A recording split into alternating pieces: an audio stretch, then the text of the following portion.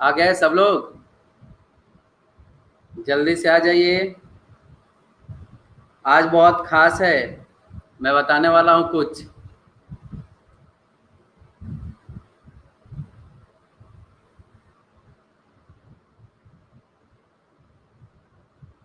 Good afternoon.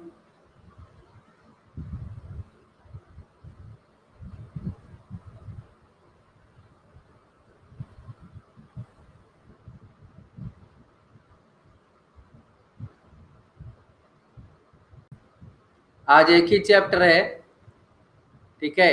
एक ही chapter है आज भी। आज एक ही चैप्टर है, चिंता नहीं कीजिए।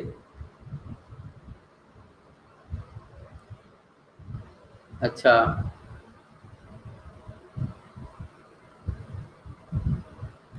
और आप जो भी लोग आ रहे हैं कुछ देर तक रुकिएगा। आज बहुत ही जरूरी अनाउंसमेंट करने वाला हूं आप ही लोगों के लिए, ठीक है? जो नहीं रहेंगे पछताएंगे।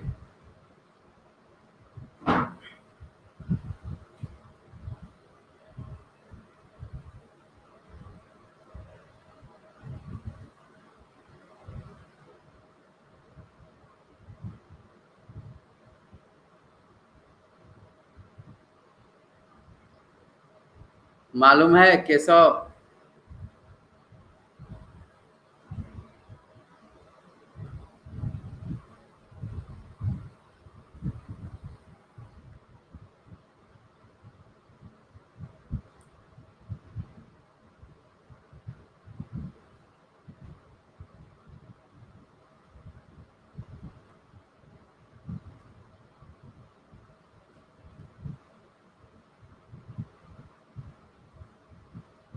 हाँ, अभी स्टार्ट नहीं हो रहा है।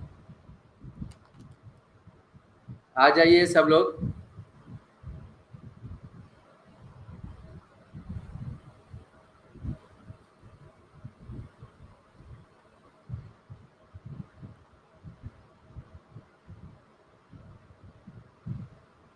हाँ, बताऊंगा बताऊंगा। हाँ बिल्कुल, पार्टी से भी ज्यादा बड़ा कुछ मिलने वाला है आप लोगों को। सब लोग आ जाएं, इसके बाद सबको जानकारी होना चाहिए, ठीक है, कि आपको क्या मिलने वाला है। जल्दी से आ जाइए। अभी आया नोटिफिकेशन? ओके ओके, चलिए जल्दी से आ जाइए।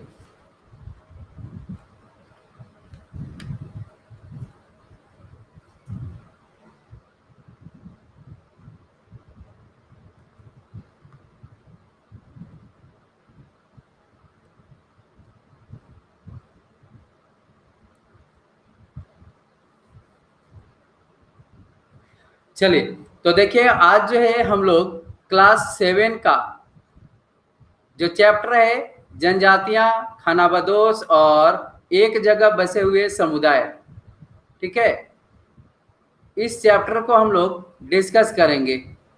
इसको हम लोग डिस्कस करने वाले हैं आज। सबका स्वागत कर रहा हूं। सिद्धांत, सबका स्क्रॉल हो रहा है जल्दी से, इसलिए पता नहीं चल रहा है, ठीक है? तो इस चैप्टर को हम लोग डिस्कस करने वाले हैं विद एमसीक्यूज, ठीक है? तो अंतिम तक आप लोग रहिएगा और आपका कितना स्कोर आता है, बेहतर स्कोर करने की कोशिश कीजिएगा। उम्मीद करता हूं आप लोग पढ़ कर के आए होंगे। उम्मीद करता हूं आप लोग अच्छे से पढ़ कर के आए होंगे, अच्छा स्कोर करेंगे आप लोग, ठीक है? हाँ बिल्कुल अंकित, क्या मिलेगा मैं बताने वाला हूं अभी, ठीक है? तो थोड़ा बीच में मैं बताऊंगा, 2-4 क्वेश्चन हो जाए और भी सभी स्टूडेंट आ जाएं, इसके बाद मैं बताने वाला हूं।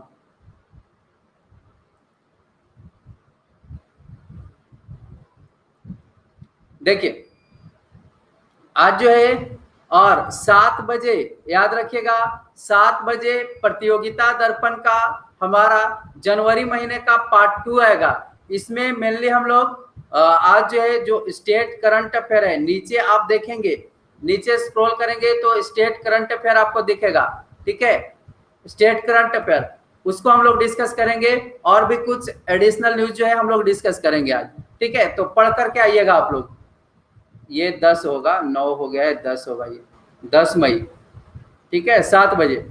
और आप लोग यदि सब्सक्रिप्शन लेना चाहते हैं तो ले लीजिए, 1 ईयर का कम से कम आप सब्सक्रिप्शन लीजिएगा, जिससे प्री के साथ साथ मेंस की भी आप बेहतर तैयारी कर पाए। तो हमारा रेफरल कोड है अभिमन्यु, इस कोड का इस्तेमाल करना है, इस कोड का इस्तेमाल कीजिएगा तो आपको 10% का डिस्काउंट भी मिलेगा। ठीक है, 10% का डिस्काउंट भी मिलेगा।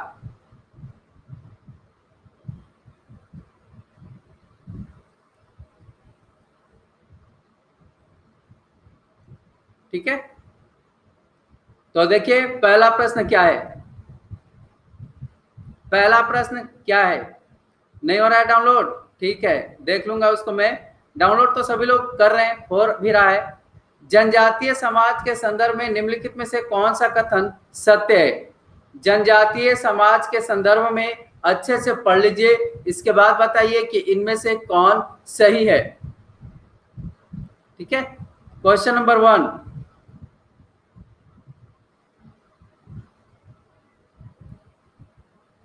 चलिए अब पोल देता हूं, उम्मीद करता हूं आप लोगों ने पढ़ लिया होगा। देखिए यहाँ पे क्या होने वाला है, मैं क्या करने वाला हूं आप लोगों के लिए। गीता शर्मा, रिया सिंह, कुमारी ममता, वेलकम।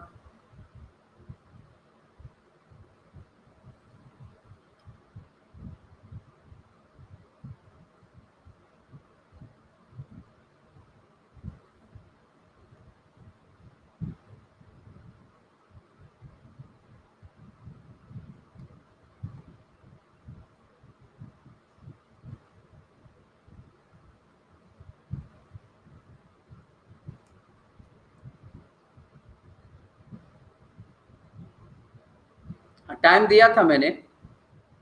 देखिए क्वेश्चन नंबर 1 का सही जो आंसर होगा वो होगा ऑप्शन ए। ठीक है, वो होगा ऑप्शन ए। उपमहाद्वीप में कई समाज ब्राह्मणों द्वारा सुझाए गए सामाजिक नियमों और कर्मकांडों को नहीं मानते थे और न ही असमान वर्गों में विभाजित थे। अक्सर ऐसे समाज को जनजातीय समाज कहा जाता था। ये बिल्कुल ठीक है। इसके बाद ऑप्शन बी आप देखेंगे तो यहाँ पे लिखा हुआ है जनजातीय समूह व्यक्तिगत रूप से भूमि और चारागाहों पर नियंत्रण रखते थे। ये गलत है, व्यक्तिगत रूप से नहीं बल्कि संयुक्त रूप से। ठीक है, संयुक्त रूप से ये भूमि और चारागाहों पर नियंत्रण रखते थे जनजाति समूह के लोग। बोल नहीं आया? अभी रुकिएगा, इसी क्वेश्चन के बाद मैं अनाउंसमेंट करने वाला हूं आप लोगों के लिए। जाति आधारित और जनजातीय समाज दोनों अपनी विविध किस्म की जरूरतों के लिए कभी एक दूसरे पर निर्भर नहीं रहे। क्वेश्चन ऑप्शन नंबर सी है। ठीक है, तो ये भी गलत है। ठीक है, यानी कि ऑप्शन ए जो है सिर्फ सही है। देखिए अब मैं बता रहा हूं कि क्या होने वाला है। आप लोग ये सिर्फ एनसीईआरटी के लिए मैं बता रहा हूं। एनसीईआरटी ध्यान से सुनिएगा आप लोग, जो लोग जाने वाले हैं वो अभी चले जाइए। ठीक है, अभिषेक रंजन वेलकम। अच्छा, नोटिफिकेशन नहीं मिलता।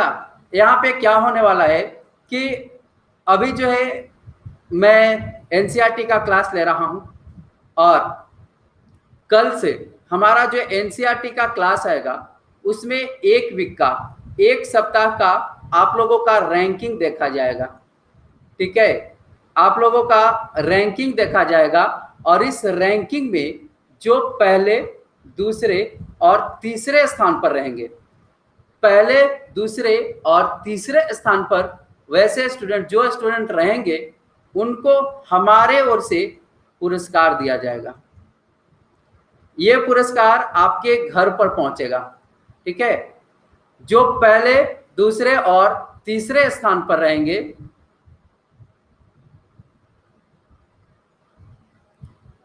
ठीक है, उनको हमारे ओर से पुरस्कार दिया जाएगा। पुरस्कार में देखिए, इसमें पहले स्टूडेंट, दूसरे और तीसरे, इन तीनों स्टूडेंट को पुरस्कार दिया जाएगा। अब देखिए इसमें पुरस्कार में क्या क्या होगा। पुरस्कार में आपको बुक्स दिए जाएंगे, ठीक है, बुक्स दिए जाएंगे, मैगजीन दिया जाएगा, बुक्स, मैगजीन, और भी आपके पढ़ाई के लिए, ठीक है, आपकी पढ़ाई की जो चीजें हैं, नोट्स होगा, ये सारा कुछ जो है आपको प्राइज के रूप में दिया जाएगा। और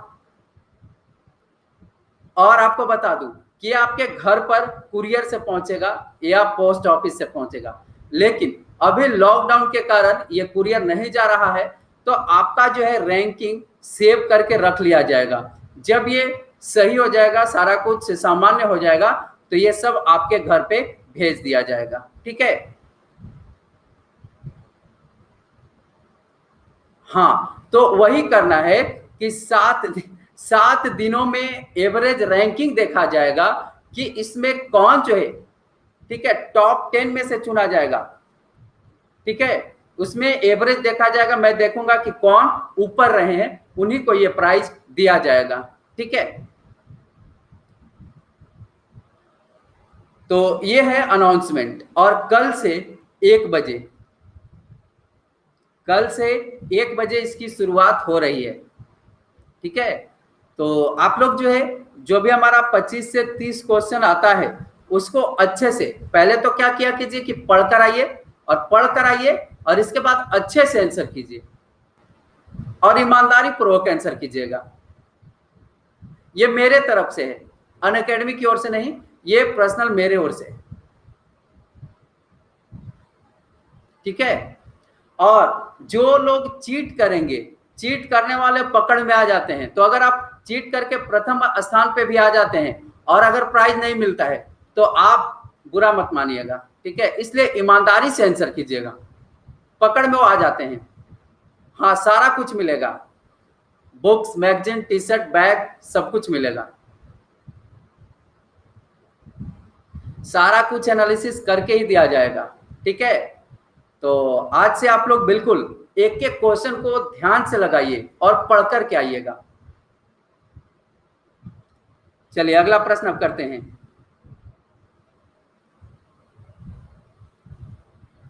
सारा कुछ मैं देखूंगा, टाइमिंग ये सब सारा देख कर ही प्राइज की घोषणा करूंगा मैं। वो चल जाता है सौरभ। इसके बाद क्वेश्चन नंबर 2 है, उत्तर पश्चिम में कौन सी जनजाति एक विशाल तथा शक्तिशाली जनजाति थी। उत्तर पश्चिम में कौन सी जनजाति एक विशाल तथा शक्तिशाली जनजाति थी। Question number 2।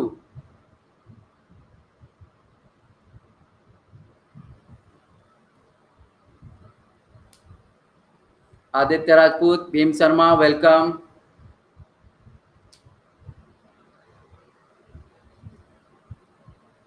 कितना फायदा हो रहा है आप लोगों को यहाँ। एक तो पढ़ाई भी मिल रहा है, ऊपर से आपको प्राइजेस भी मिल रहे हैं।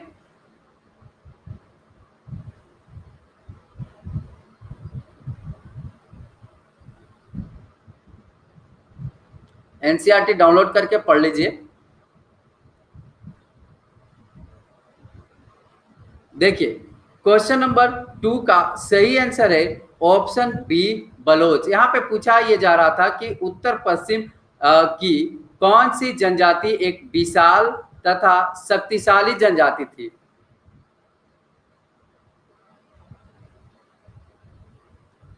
क्वेश्चन नंबर 2 का ऑप्शन बी इसका राइट आंसर होगा।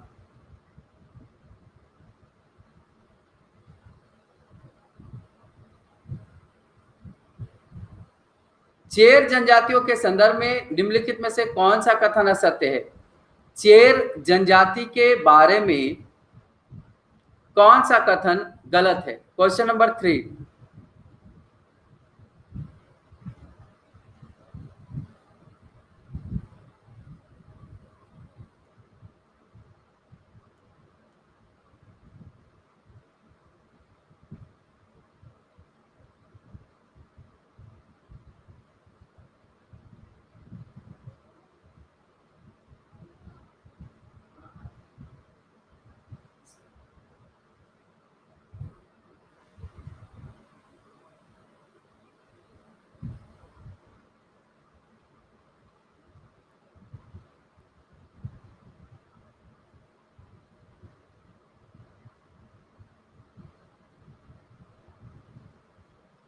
मुकेश शर्मा वेलकम।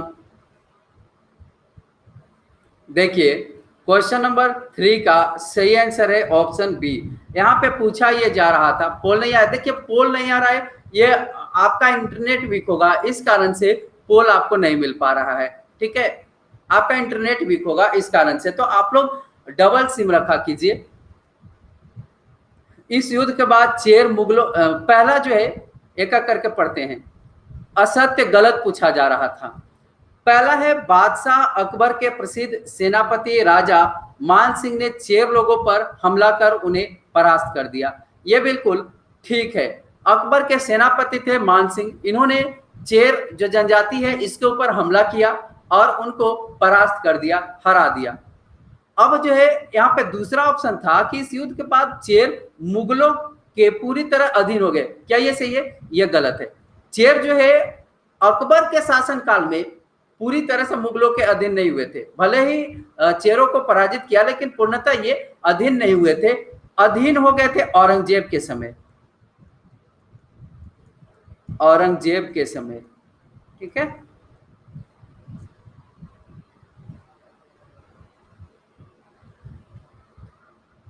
भीलों की बड़ी जनजाति भारत में कहां तक फैली हुई थी? क्वेश्चन नंबर 6, भीलों की बड़ी जनजाति भारत में कहां तक फैली हुई थी? Question number 4, sorry 4।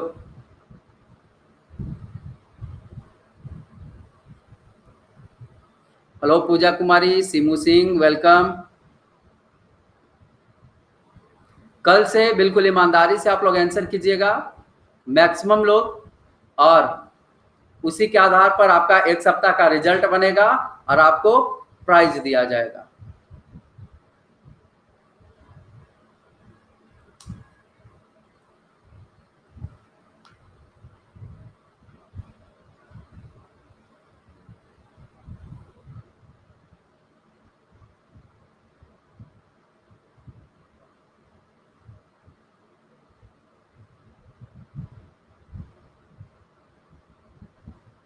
देखिए क्वेश्चन नंबर 4 का सही आंसर है ऑप्शन डी, पश्चिम और मध्य भारत। ठीक है, पश्चिमी और मध्य भारत। भीलों की बड़ी जनजाति भारत के पश्चिम क्षेत्र में और मध्य भारत में निवास करती थी। और आपको बता दूं कि 16वीं सदी अंत होते होते तक ये खेतीहर भी बन गए थे और बड़े बड़े किसान बन गए थे, कुछ तो जमींदार भी बन गए थे। श्रीकांत, आपका इंटरनेट प्रॉब्लम होगा, एक बार रिफ्रेश कीजिए या फिर काट करके फिर से आइए। मनीषा वेलकम। ठीक है,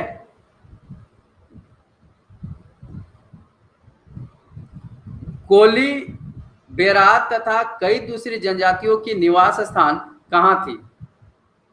कल का टॉपिक लास्ट में बताया जाएगा। क्वेश्चन नंबर 5,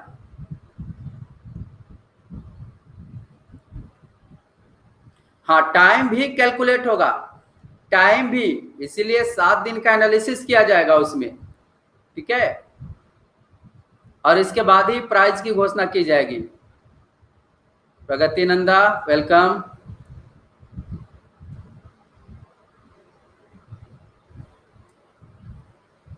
अभी कोई बातें नहीं, लास्ट में अब हम लोग बात करेंगे। ठीक है,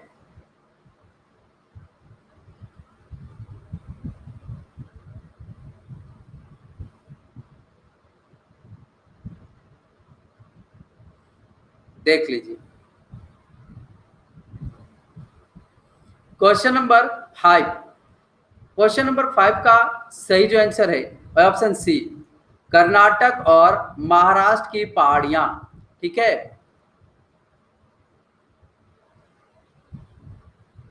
अच्छा बातें मत कीजिए आप लोग, सबका कमेंट देखूंगा मैं।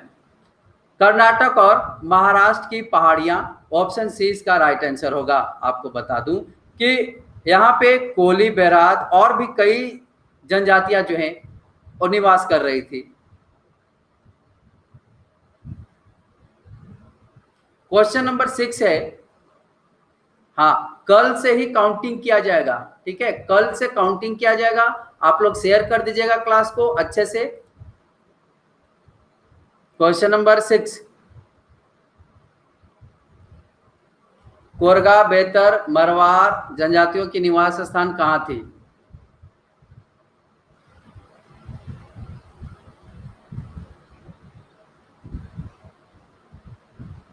कटप्पा जी वेलकम।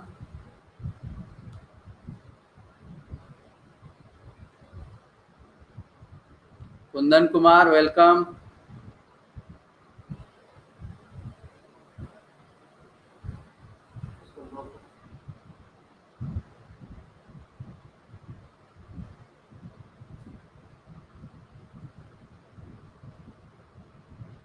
स्कोर देख लीजिए।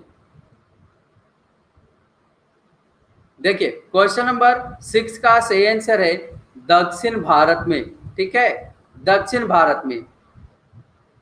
देखिए गोंड जो है वो मध्य प्रदेश, गोंड भी मैं बता देता हूं। गोंड की अगर बात करें तो एमपी में, मध्य प्रदेश, छत्तीसगढ़ और महाराष्ट्र, ठीक है, महाराष्ट्र, आंध्र प्रदेश, इन सब क्षेत्रों में फैले हुए थे, काफी ज्यादा मात्रा में फैले हुए थे। जबकि कोरगा, बेतर और मारवाड़ जो है ये दक्षिण भारत के जनजाति हैं। क्वेश्चन नंबर 7 है, गोंड जनजाति भारत में कहां तक फैले हुए? अभी जस्ट मैंने बता दिया है, नहीं बताना चाहिए था।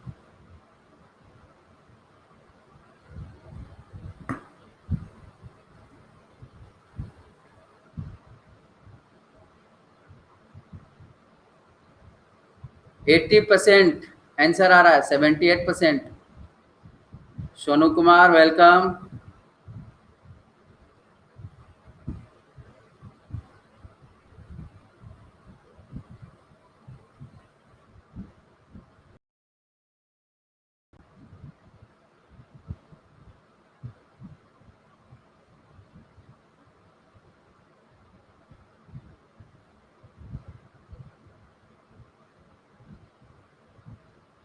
नम्रता कुमारी welcome.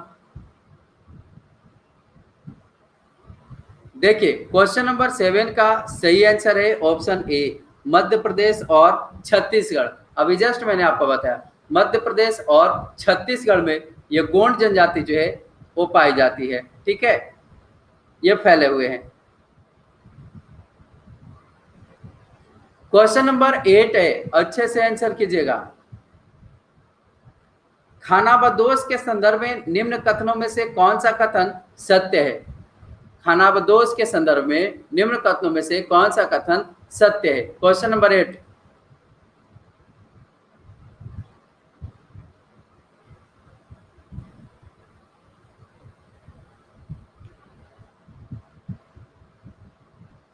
Priyanka welcome.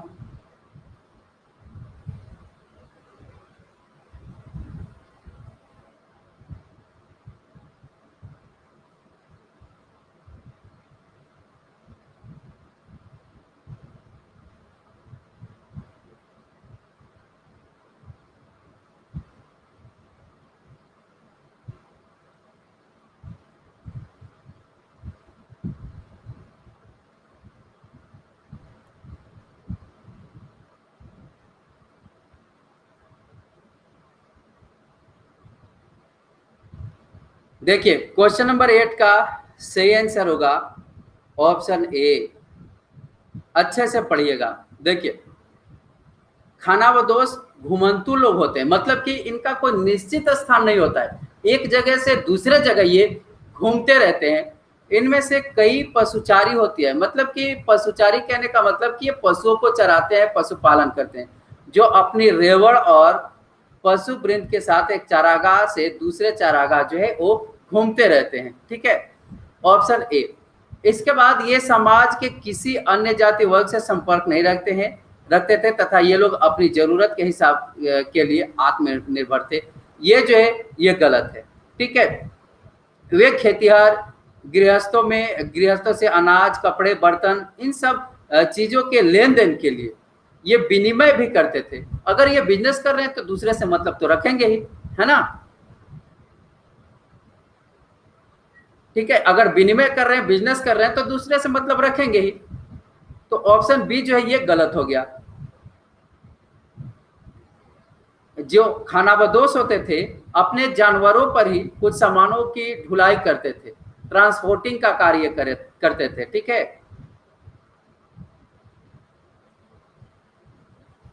Question number 9 है, बंजारे लोग कौन थे? बंजारे लोग कौन थे? Question number 9।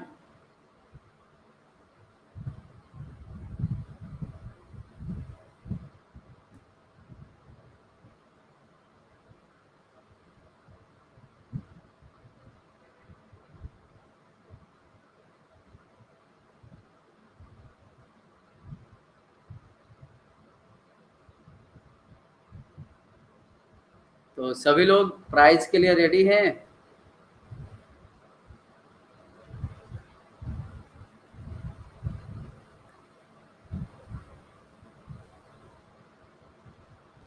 इससे पढ़ने का मजा और भी बढ़ जाएगा।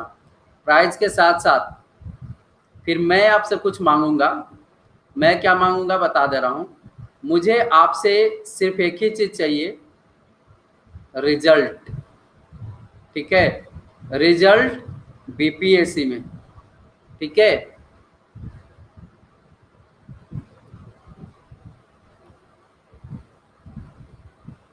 देखिए क्वेश्चन नंबर 9, इसका सही आंसर है व्यापारी। ठीक है, व्यापारी थे ये। बंजारे लोग महत्वपूर्ण व्यापारी खानाबदोश से ही थे और उनका कारवां टांड कहलाता था। मतलब कि वो जहाँ पे रहते थे वो जो है और टांड कहलाता था। ठीक है, और एक टांड में कई परिवार रहते थे, कई परिवार रहते थे। और ये जो है बंजारे अपने साथ पूरे फैमिली को लेकर के चलते थे। ठीक है, क्वेश्चन नंबर 10, गोंड राज्य की प्रशासनिक व्यवस्था का सही क्रम पहचानिए। जिनको प्राइज के बारे में नहीं पता है क्या होने वाला है, और वीडियो में अंत तक बने रहिए, अंत में बताऊंगा आपको। ठीक है, जो छूट गए। क्वेश्चन नंबर 10,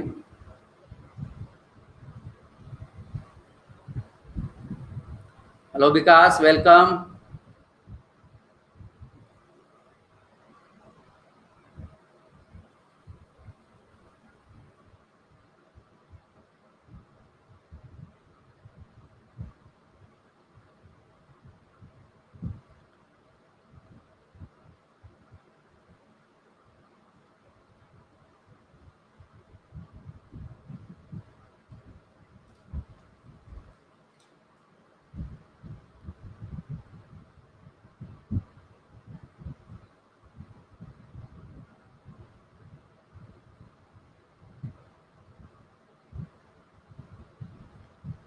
देखिए क्वेश्चन नंबर 10 का क्या पूछा जा रहा था, गोंड राज्य की प्रशासनिक व्यवस्था का सही क्रम हम लोगों को बताना है। तो देखिए इसका सही आंसर है ऑप्शन डी, राज्य, गढ़, चौरासी और बरहोत। देखिए गोंड राज्य की प्रशासनिक व्यवस्था के अंतर्गत राज्य, इसके बाद राज्य गढ़ों में विभाजित था और हर गढ़ किसी खास गोंड कुल में नियंत्रण होता था, नियंत्रित होता था। और ये पुनः 84 में 84 गांव की इकाइयों में विभाजित था। और इसके बाद हाँ 84 का भी उप विभाजन होता था बरहोत में। ठीक है, जो 12-12 होते थे, बरहोत 12-12 गांव होते थे, 12-12 गांव मिला करके बनते थे। 84, 84।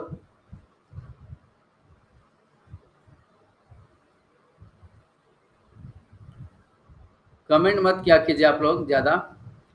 क्वेश्चन नंबर 11 है, गोंड जनजातियों के संदर्भ में निम्नलिखित में से कौन सा कथन सत्य है? क्वेश्चन नंबर 11,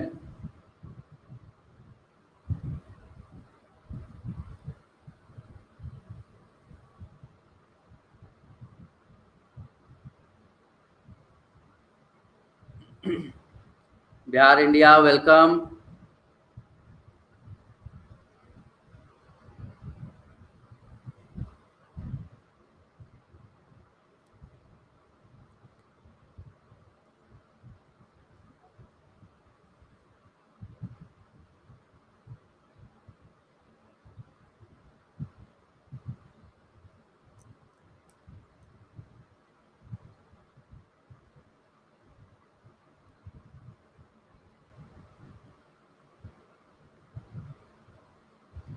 अभी बताइए साउंड है या नहीं? अभी ठीक है? ओके। देखिए यहाँ पे गोंड जनजाति के बारे में पूछा जा रहा है कि गोंड जनजाति के बारे में कौन सा कथन जो है इनमें से सही है, सत्य है। पहला है, गोंड लोग गोंडवाना नामक विशाल वन प्रदेश में रहते थे तथा वे स्थानांतरीय कृषि करते थे। गोंडवाना नामक विशाल वन प्रदेश में ये रहते थे। गोंड एक जनजाति है और ये स्थानांतरित या स्थानांतरीय कृषि करते थे। स्थानांतरीय कृषि क्या होता है? इसको हम लोग झूम कृषि भी बोलते हैं, ठीक है, इसको झूम कृषि भी हम लोग बोलते हैं। ऐसा कृषि होता है, मान लिया कि एक बार फसल जिस जमीन पे उगा लिए, फिर उसको छोड़ करके दूसरे जगह पर जाकर के कृषि करते हैं, ठीक है, तो उसको झूम कृषि या स्थानांतरित कृषि कहा जाता है, ठीक है, एक जगह के बाद दूसरे जगह पे। गोंड जनजाति कई छोटे छोटे कुलों में बटी हुई थी तथा प्रत्येक कुल का अपना राजा या राय होता था। यह भी बिल्कुल ठीक है, यानी कि दोनों कथन सही है, ए और बी दोनों बिल्कुल राइट है, सही है। इसके बाद है क्वेश्चन नंबर 12, गोंड राज्य गढ़कटंगा का उल्लेख किस पुस्तक में किया गया है? गढ़कटंगा, इसका उल्लेख किस पुस्तक में किया गया है? क्वेश्चन नंबर 12 है।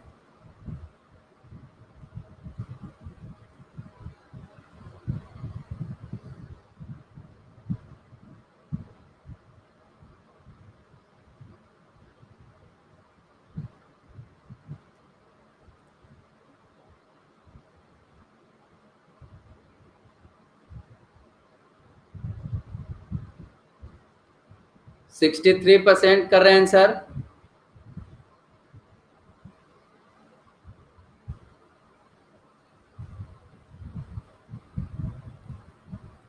ओके,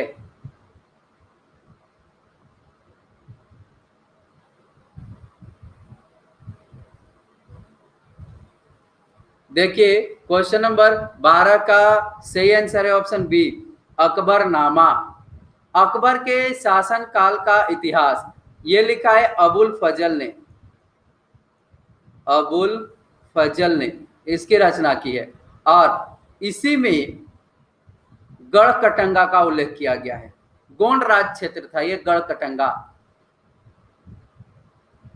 क्वेश्चन नंबर 13, अकबर के शासनकाल में 1565 में आसिफ खां के नेतृत्व में जब मुगल सेना ने गढ़कटंगा पर हमला किया तब उसका सामना किससे हुआ? अच्छे से आंसर कीजिएगा सोच समझ करके। क्वेश्चन नंबर 13,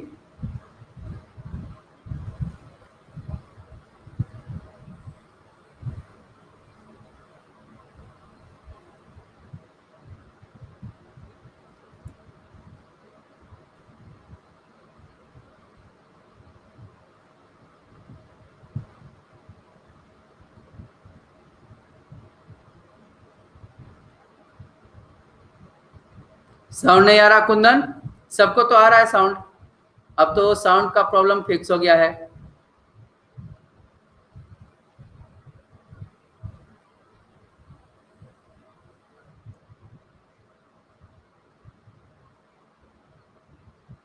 देख लीजिए क्वेश्चन नंबर 13 का सही आंसर है रानी दुर्गावती। ऑप्शन ए इसका राइट आंसर होगा, रानी दुर्गावती। चंदेल राजपूत राजा सालबाहन की पुत्री थी। राजा सालबाहन, राजा सालबाहन की पुत्री दुर्गावती का विवाह गढ़कटंगा गोंडवाना राज्य में हुआ था, ठीक है। और इसके राजा दलपत के साथ हुई थी। इसकी शादी राजा दलपत के साथ हुई थी। दलपत की उम्र बहुत ही कम थी, कम उम्र थी, और रानी दुर्गावती दलपत से ज्यादा उम्र की थी, योग्य थी। और उसने अपने 5 साल का पुत्र वीर नारायण पुत्र था, ठीक है, वीर नारायण के नाम पर शासन की कमान संभाल ली थी रानी दुर्गावती ने। हाँ, आसिफ खां जो था, आसिफ खां के नेतृत्व में मुगल सेना ने इस पर गढ़ कटंगा पर हमला बोल दिया, ठीक है। रानी दुर्गावती ने जमकर इसका मुकाबला किया और उसने समर्पण करने से मना कर दिया। उन्होंने कहा कि समर्पण करने से बेहतर है कि मैं मर जाऊं, ठीक है। तो ये और उसका पुत्र दोनों मारे गए, लड़ते हुए मारे गए। ये काफी वीर थे। क्वेश्चन नंबर 14 है,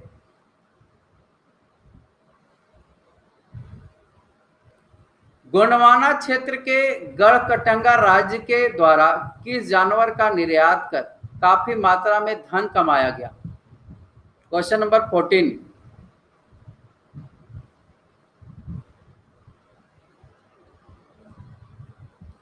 Soni Mathur, ARMD, welcome.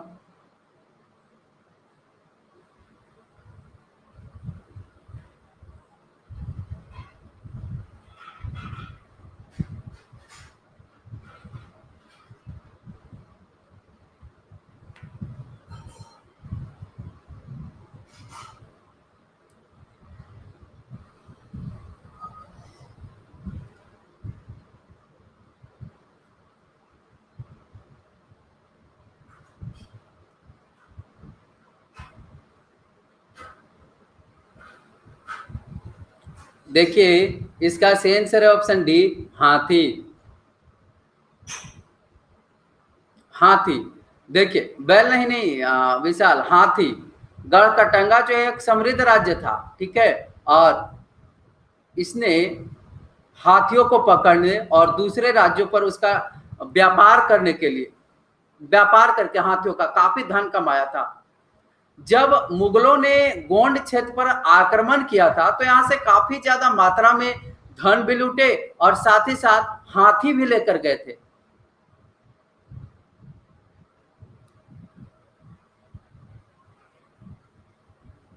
Question number 15, निम्नलिखित में से कौन सा कथन सत्य है? इनमें से कौन सा कथन सही है? पढ़ लीजिए अच्छे से, इसके बाद आंसर कीजिएगा।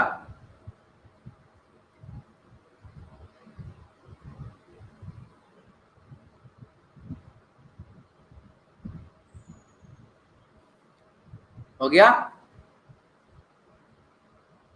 डोली कुमारी, वेलकम।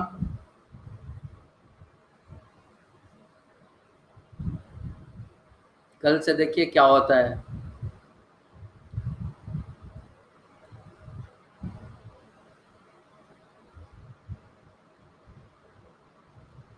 बुलबुल पॉल, आंसर नहीं करना है।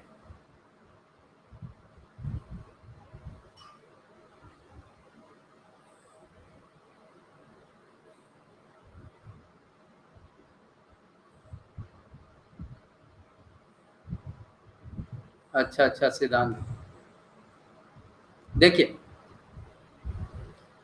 देखिए आप लोग अंतिम तक बनिएगा। कल से कुछ नियम कानून भी बदलेंगे और मैं बताऊंगा आपको क्या करना है, ठीक है, क्योंकि प्राइज की बात है इसलिए। क्वेश्चन नंबर 15 का सही आंसर है ऑप्शन बी, सही पूछा जा रहा था, ठीक है। जनजातीय लोग अपने समृद्ध रीति रिवाजों एवं परंपराओं का संरक्षण वाचिक मौखिक तरीके से करते थे। पहला है, इतिहासकारों एवं मुसाफिरों के द्वारा जनजातियों के बारे में पर्याप्त जानकारी दी गई है। यहाँ पे हम लोगों को कम जानकारी दी गई है, ठीक है, इनके द्वारा कम जानकारी दी गई, यहाँ पे पर्याप्त लिखा हुआ था। तो आप लोगों ने तो सी कर दिया होगा, तो अच्छे से आंसर किया कीजिए, ठीक है। और ये जो परंपरा था मौखिक तरीके का, ये पीढ़ी दर पीढ़ी चलती आ रही थी।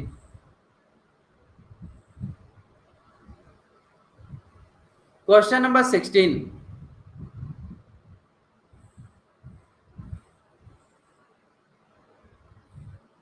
इम्तियाज अहमद, लैपटॉप में ये ऐप इंस्टॉल नहीं होगा। जो मैं लिंक शेयर करता हूं उस लिंक को ओपन कीजिएगा ब्राउजर में जा करके, तो ओपन हो जाएगा। ठीक है, आपको कुछ करना नहीं है, ऐप इंस्टॉल नहीं करना है लैपटॉप में। 11वीं और 12वीं सदी के जनजातियों से संबंधित नीचे दिए गए कथनों में कौन से कथन सही हैं, सत्य हैं? क्वेश्चन नंबर 16, अच्छे से पढ़ लीजिए। पहले अच्छे से पढ़ लीजिए, इसके बाद आंसर कीजिएगा। थोड़ा सा समय भी दे रहा हूं। हो गया? चलिए आंसर कीजिए।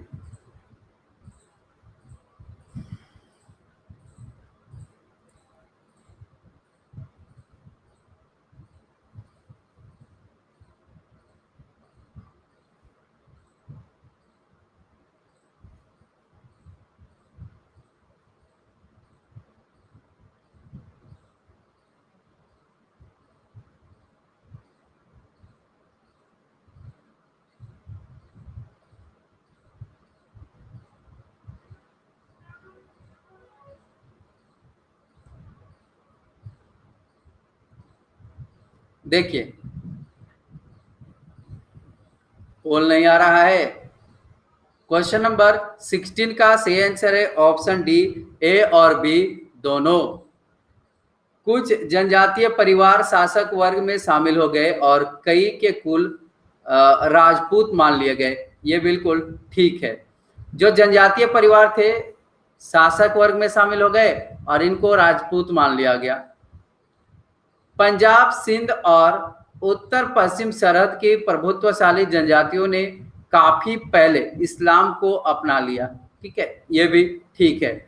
इसके बाद है, इस्लाम को अपनाने वाले इन जनजातीय क्षेत्रों में हिंदू धर्म के द्वारा प्रस्तावित सामाजिक व्यवस्था को बड़े पैमाने में स्वीकार किया गया। ये गलत है, इसको स्वीकार नहीं किया गया था। ठीक है, स्वीकार नहीं किया गया था।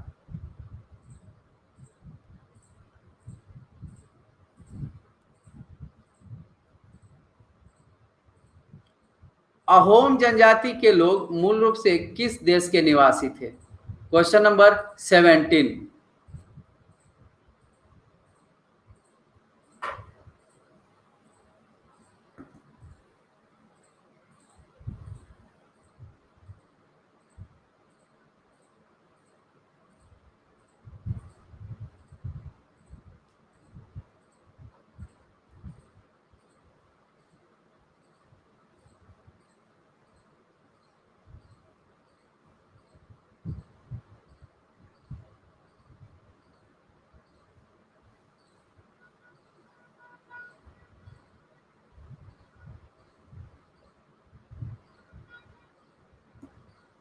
देखिए स्कोर एक बार चेक कर लीजिए।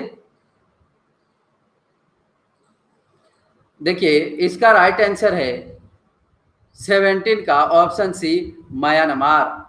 अहोम लोग मौजूदा म्यांमार से आकर 13वीं सदी में ब्रह्मपुत्र घाटी में बस गए थे। ठीक है, ब्रह्मपुत्र घाटी में आकर के बस गए थे और उन्होंने भूइया, मतलब कि भूइया का मतलब होता है भूस्वामी। ठीक है, भूस्वामी लोगों की पुरानी राजनीतिक व्यवस्था का दमन किया और राज्य की स्थापना की अहोम जनजाति ने। अच्छा अच्छा। हम्म। अहोम राज्य के अंतर्गत पाइक किसे कहा जाता था? क्वेश्चन नंबर 18,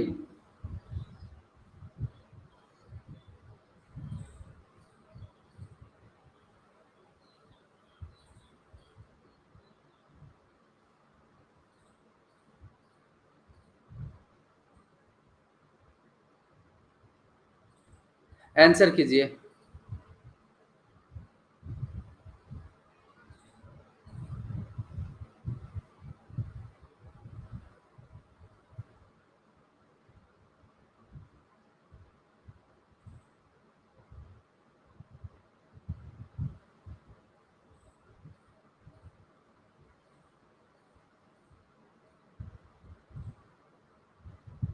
देखिए, क्वेश्चन नंबर 18 का सही आंसर है ऑप्शन ए, श्रमिक। ठीक है, श्रमिक।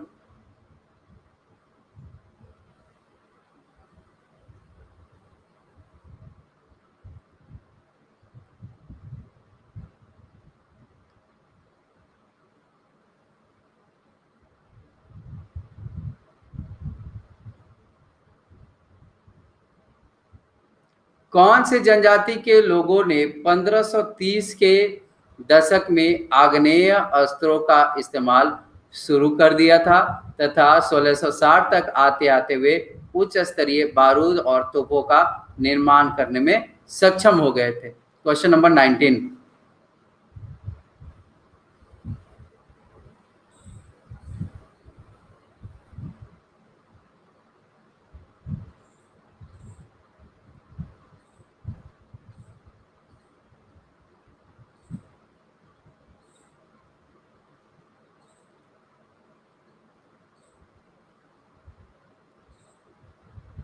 64% आंसर आ रहा है।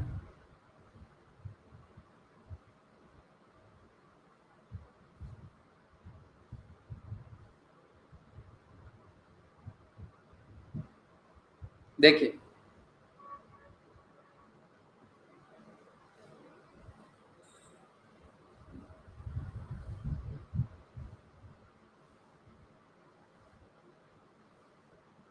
क्वेश्चन नंबर 19 का सही आंसर है अहोम। ठीक है, अहोम। ये जो है बारूद, तोपों का निर्माण करने लगे थे। ठीक है, आग्नेय अस्त्रों का मतलब हुआ कि आग, आग जैसा जो आपने मूवी ये सब में भी देखा होगा, आग का जो बारूद, गोला ये सब होता है।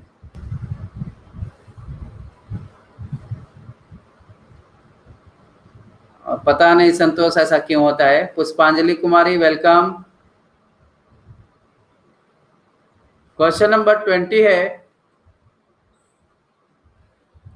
अहोम समाज के अंतर्गत खेल किसे कहा जाता था? Question number 20।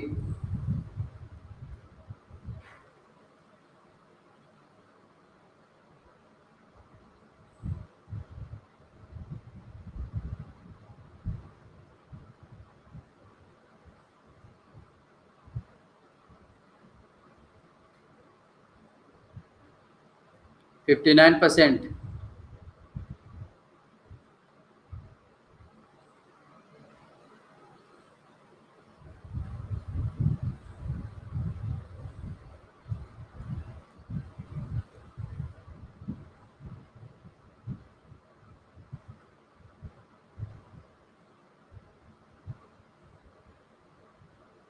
देखिए, क्वेश्चन नंबर 20 का सही आंसर होगा ऑप्शन डी, कुल। ठीक है, अहोम समाज कुलों में, हाँ, कुलों में विभाजित था और इसी को खेल कहा जाता था। एक खेल के नियंत्रण में कई गांव होते थे। ठीक है, कई गांव होते थे और किसानों को अपने ग्राम समुदाय के द्वारा जमीन दी जाती थी। अहोम समाज के अंतर्गत उपयुक्त में से कौन सा कथन सत्य है? इनमें से होगा यहाँ पे, इनमें से। ठीक है, कौन सा कथन सत्य है अहोम समाज के बारे में? प्रिया रंजन वेलकम।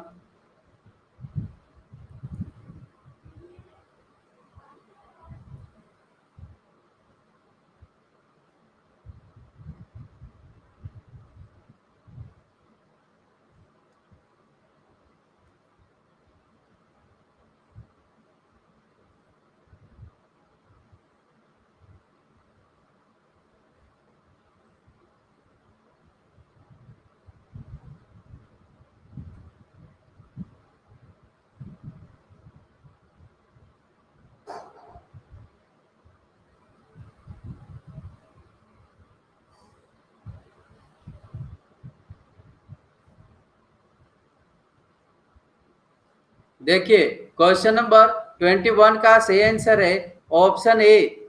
लगभग सभी वयस्क पुरुष युद्ध के दौरान सेना में अपनी सेवाएं प्रदान करते थे। ये बिल्कुल ठीक है। ऑप्शन बी है अहोम समाज एक रूढ़िवादी समाज था जो कवियों और विद्वानों को कोई प्रोत्साहन नहीं देता था। ये गलत है। अहोम समाज जो था ये एक परिष्कृत समाज था, ठीक है, अत्यंत परिष्कृत समाज था। और इसमें जो कवि और विद्वान होते थे, जो कवि और विद्वान होते थे उनको अनुदान में भूमि दी जाती थी, अनुदान में भूमि दी जाती थी, ठीक है, प्रोत्साहन इनको दिया जाता था।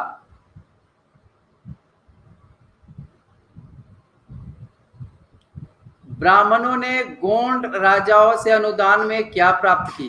Question number 22।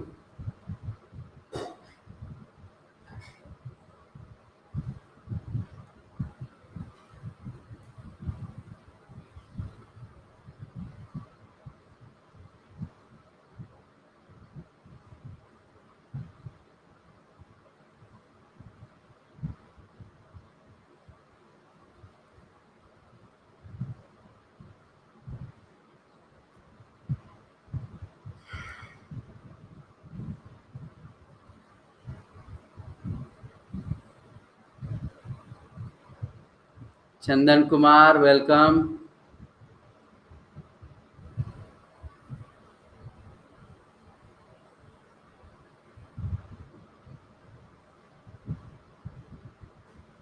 देखिए क्वेश्चन नंबर 22 का सही आंसर है भूमि, ठीक है, भूमि दिया जाता था इनको।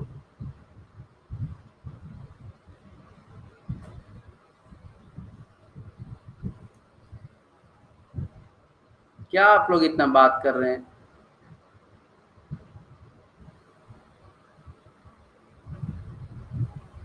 Question number 23। किसके नेतृत्व में मुगल सेनाओं ने गढ़ कटंगा पर हमला किया था? 23 है, ये ए है, बी है, सी है, डी है, ठीक है।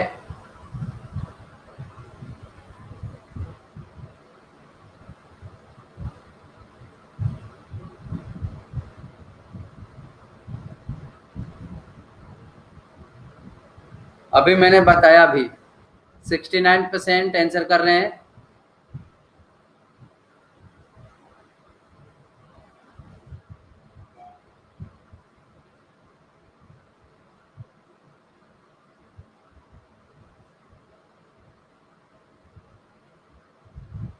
चलिए 65% आंसर आया।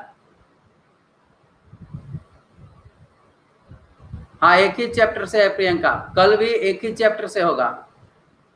स्कोर देख लीजिए आप लोग, स्कोर देख लीजिए।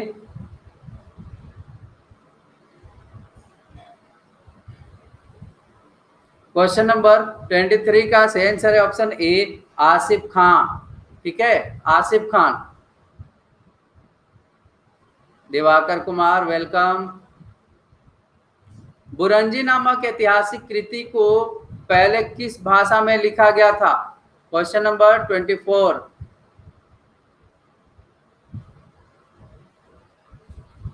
हाँ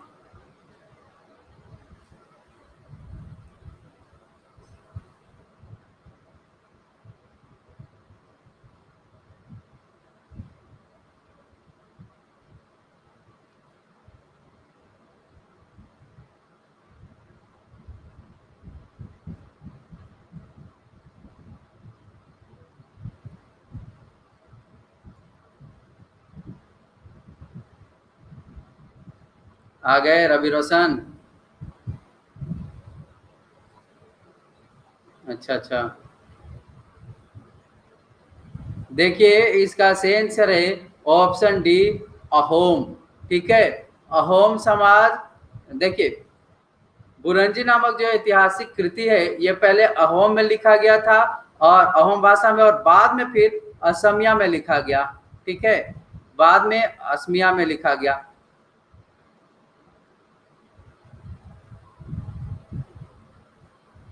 क्वेश्चन नंबर,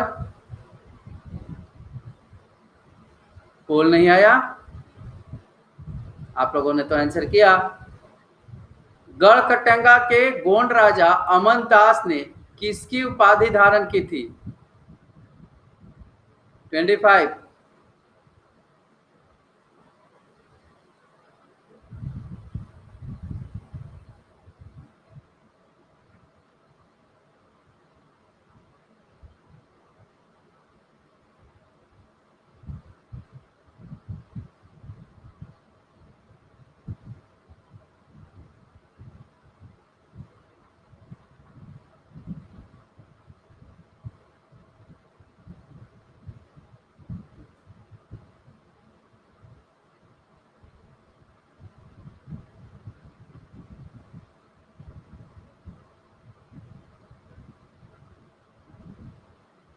स्कोर चेक कर लीजिए,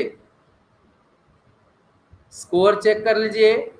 अंशिका पहले पे, दूसरे पे हैरी लव, तीसरे पे दीपू कुमार, चौथे पे सिद्धांत श्रीवास्तव। तो ये चार लोग 25-25 क्वेश्चन के साथ बिल्कुल बराबरी पर हैं। ठीक है, बिल्कुल बराबरी पर। देखिए, इसका सही आंसर है Asif Khan, option A. Sorry, Asif Khan नहीं, ओहो गलती हो गया। इसका सही आंसर होगा ऑप्शन बी, संग्राम शाह। ठीक है, संग्राम शाह इसका राइट आंसर होगा। तो ये था आज का प्रश्न हमारा। कल से आप लोगों को ईमानदारी पूर्वक, क्योंकि कल से प्राइज की बात है, तो आप लोग जो है ईमानदारी पूर्वक आंसर कीजिएगा और दोस्तों को जितना हो सके उनके साथ शेयर कर दीजिएगा। और कल नेक्स्ट चैप्टर आप लोग पढ़ करके आएंगे एनसीईआरटी का क्लास 7 का। ठीक है, क्लास 7 पढ़ करके आएंगे।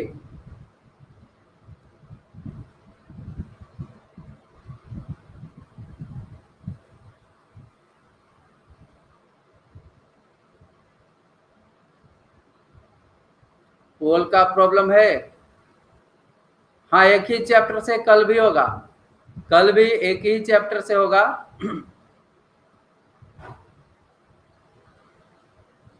ठीक है, हाँ, चैप्टर नंबर 8, चैप्टर नंबर 8। तो आप लोग यदि सब्सक्रिप्शन लेना चाहते हैं तो ले लीजिएगा, 12 महीने या 24 महीने का लीजिएगा, आपको कम पड़ेगा पेमेंट।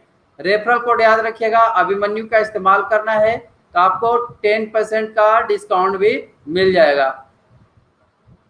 प्राइज में मैंने बताया है, जिनको नहीं पता है वो सुन लीजिए। देखिए क्या होने वाला है, एक सप्ताह का, पूरे सप्ताह जो भी स्टूडेंट, ठीक है, जो भी स्टूडेंट पूरे सप्ताह लगातार सभी प्रश्नों को करेंगे उसमें टॉप पे रहेंगे, तो एक सप्ताह का एनालिसिस किया जाएगा कि कौन जो है किनका बेहतर प्रदर्शन रहा है, उनको एक प्राइज हमारे ओर से दिया जाएगा, आपके घर पर पहुंचेगा ये प्राइज। ठीक है, आपके घर पर पहुंचेगा। इसमें बुक्स होंगे, मैगजीन्स होंगे। ठीक है, बुक्स और मैगजीन आपको मिलेगा।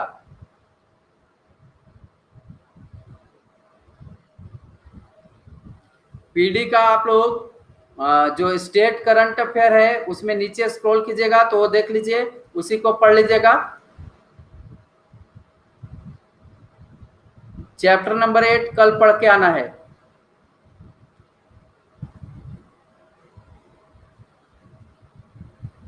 ठीक है, तो मिलते हैं।